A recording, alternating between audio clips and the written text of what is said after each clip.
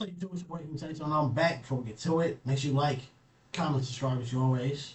Watch the full video. Big 30 released. How and why? Big 30 is supposed to be getting released by the feds today, and this comes not long after Pooh Shiesty's own dad was released by the feds. Now, we all know Pooh Shiesty's dad is a rat. He's been informant for the feds for years, since 2007 when he cooperated in a dope case. He was involved with multiple murders, multiple shootings, and he agreed to cooperate in past and future cases. So, sounds like he's gonna save himself in the situation, but Big 30, from what I've seen, might actually have a chance at beating the feds entirely. You wanna make hundreds of dollars to do this very just getting out. Now, shout out to the OG, just enjoy phone games. Go ahead and make you some free cash. Now, shout out to the OG, the YouTube Godfather, Vlad TV, and he just confirmed Big 30 from the Pooh Shiesty and Gucci Man robbery case is getting out today. You heard it here first. Now, immediately everybody's gonna be like, oh, rat, snitch, this, that, da. Let's jump into the paperwork so y'all don't just start spinning conspiracy theories that aren't true. Now, this document was filed today. This order addresses the government's motion. Really, why people think snitch nigga, cut nigga. How you coming home? I mean, it is a bond though. But, all right. It's like sometimes certain crimes shouldn't get a bond. But I guess this wasn't the super violent, so I guess. To revoke the magistrate judge's order granting pretrial release to defendant Rodney Wright Jr., aka Big 30. Background: Big 30 is charged with a violation, kidnapping, and conspiracy to commit kidnapping for his alleged role in a conspiracy to kidnap, coerce, and rob 3 victims in a recording studio in Dallas, Texas. On April 6th, Big 30 appeared before U.S. Magistrate Judge Annie Kristoff in the Western District of Tennessee. Kristoff denied the government's motion to detain Wright and ordered Wright released on a $100,000 bond, secured by 10% with conditions including home detention, curfew, location monitoring, and travel restrictions. At the government's request, the judge entered a brief stay pending appeal of the release order to this court. So she granted him a bond, $100,000 at 10%, which means he only has to pay $10,000 if my math is mathing. He's gonna be on an ankle monitor, he's gonna be stuck in the crib, you know, whatever. But they put a stay on it, meaning he wasn't immediately released until this came through.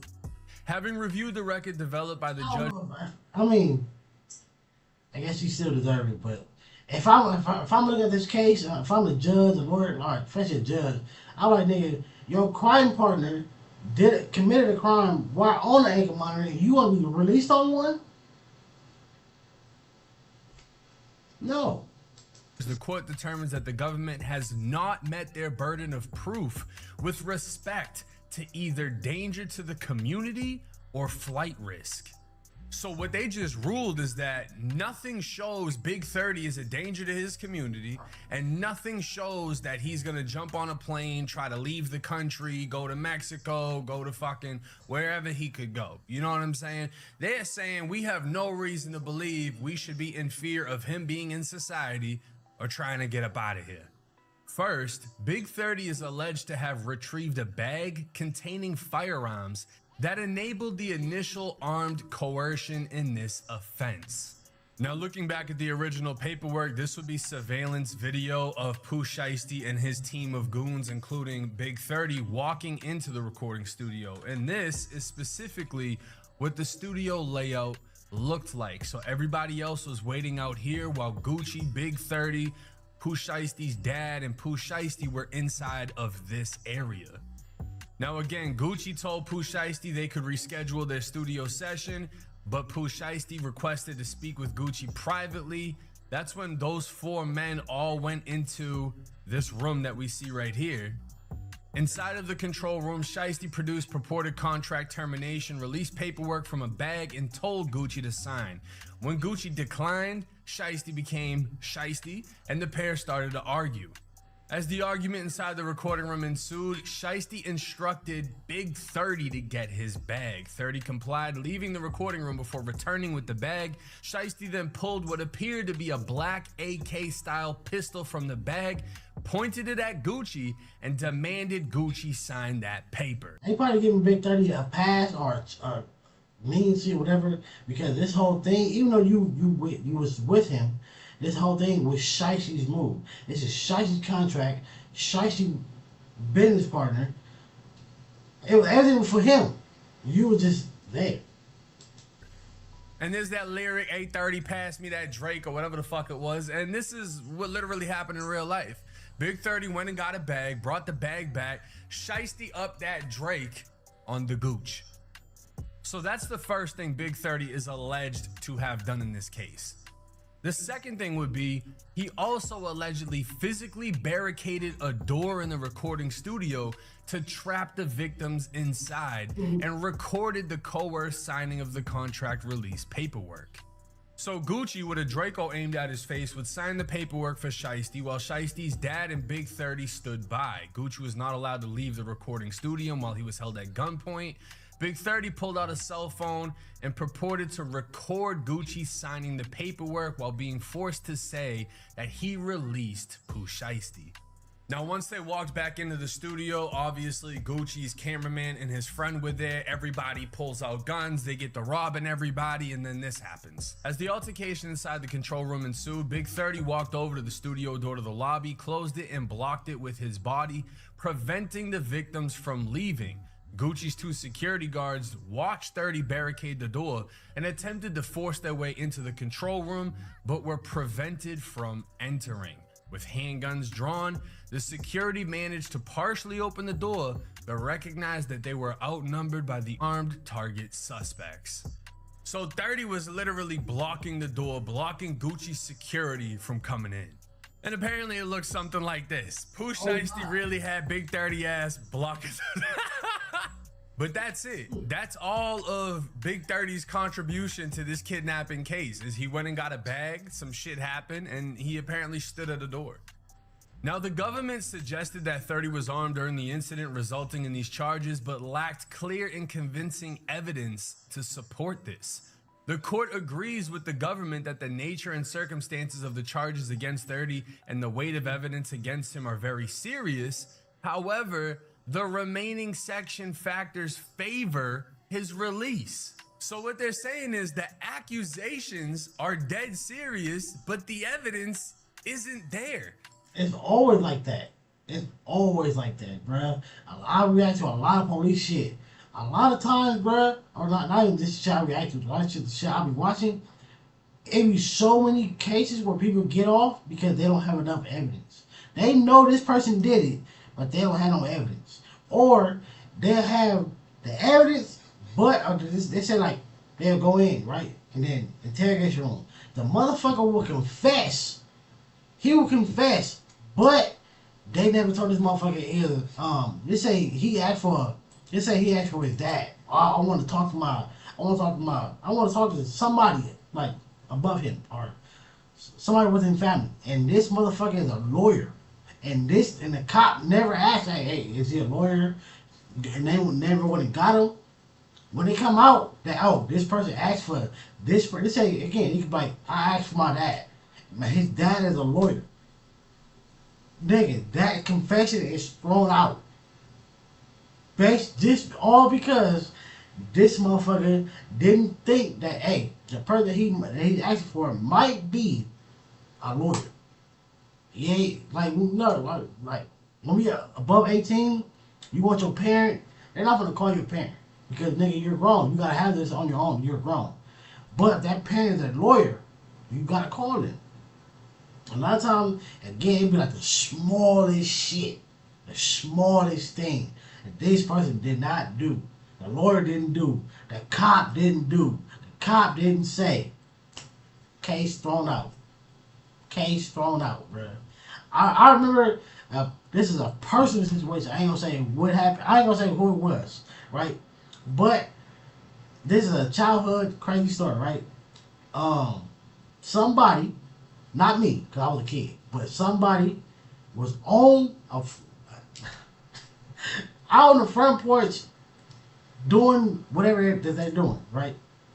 The police raided the house at the same time. Hemmed me up, my other cousin up, this other person up. Everybody got hemmed up, right? This is my granny's house. The shit that he was doing was messing with me right there. They took him and the stuff to jail. He got released that same day or the next day. DA reject, nigga, because you didn't have a real search warrant. You niggas just ran in. Done. And because of that, and because he's not a flight risk, and because he's not a danger to the community, y'all need to let him out. Now, 30 is 26 years old, lives with his father, and has 4 children that he actively parents and supports financially through his employment as a recording artist with NLS Entertainment. His criminal history is minimal. 30 received a charge of reckless endangerment and unlawful possession of a weapon for discharging a firearm on New Year's Day when he was 18 years old that resulted in judicial diversion and 1 minor driving offense in Mississippi. 30 has never been convicted of a felony or a violent crime. There are no facts in 30's history to suggest that he is a flight risk. Therefore, 30's history and characteristics do not support pretrial detainment. Conclusion: the court finds that the government has failed to establish that 30 is a flight risk or that the conditions of release imposed by the judge will not reasonably assure the safety of any person in the community. Accordingly, the court denies the government's motion. The court vacates any stay of the release order. So the only things on 30's criminal history is driving recklessly and shooting a gun off in the air on New Year's, which is like, I'm gonna be honest with you, that's like normal shit in the South. I mean, that's kind of normal anywhere, but in the South, it's more controlled because people tend to have more land. It's not that big of a deal. And I believe it's only a misdemeanor. And in this case, he got a judicial diversion, which is like, hey, you're gonna go to this program, promise not to do it again, and it's all gonna go away. 30 isn't even a felon, which means he can legally tow guns. And shout out to Spade TV official. 8 weeks ago, they would post, a source sent us exclusive footage of Big 30 on the yard. He was given a bond today, but he is still in jail after the government filed a motion to keep him from being released. This is 2 still shots of him being on the yard, and people would comment. And this is 8 weeks ago. Yeah. Cause that's when they first got arrested. Bro looked confused as fuck. He trying to figure out how he ended up in that situation. Someone else would say, at least he ain't in PC, and someone else would say, somebody said that's how he stood at the front door. But again, my boy on the yard, that means a lot. So regardless of how he looks, I mean, you don't know if he's slept, you don't know if this is his first time seeing the sun, you don't know how he's feeling. But he's outside, not outside in society, but he's outside on that yard. And what that means is he's doing what a lot of rappers don't do. He's not hidden in confinement. He's not in PC. He's not hiding from nobody. He is 100% accessible to everybody in that facility. He's not ducking nothing. That's respectable amongst the criminal culture, the hip hop culture. You go to jail, you're supposed to stand on it, and he's standing on it, so you gotta respect it, right? He really didn't do anything to be put in there except go get a bag and maybe stand at a door. It doesn't sound like he pulled out, robbed anyone, nothing like that. But he's holding his homie Pooh Shiesty down, and that is important. Because Big 30 and Pooh Shiesty go back further than a lot of y'all realize. This post says Shiesty gets emotional that Big 30's still alive and with him today. And this was after they reunited, after Shiesty got released from state prison. And I mean, so it's like these two have been together for a long time. I can't really show y'all the rest of this video, but this is one of his day ones. He's not going all sad behind his brother. And if you live this type of lifestyle, that is the exact type of friend you want behind you. After reading everything, I feel like... Yeah, true, but I would also want a nigga to tell me no also. Like, if I'm gonna pull myself and you into a dumb situation, nigga, tell me no. Like, nigga, like, we're not doing that, bro. Like, he should have been out. Mind you, we don't know if he did or if he didn't, but if he didn't, Big 30 should have been on some Shiesty, nigga. You just came home from doing X amount of years. That money, nigga, whatever he wants for you to pay him to get up out of the contract, we gonna go find a way to get that. You are a hot artist. You just came home. You dropped FDO, nigga.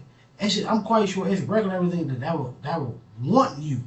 If regular was paying what's the name, 6ix9ine $15 million nigga while he was still locked up, nigga, you can get more. You can get that or more.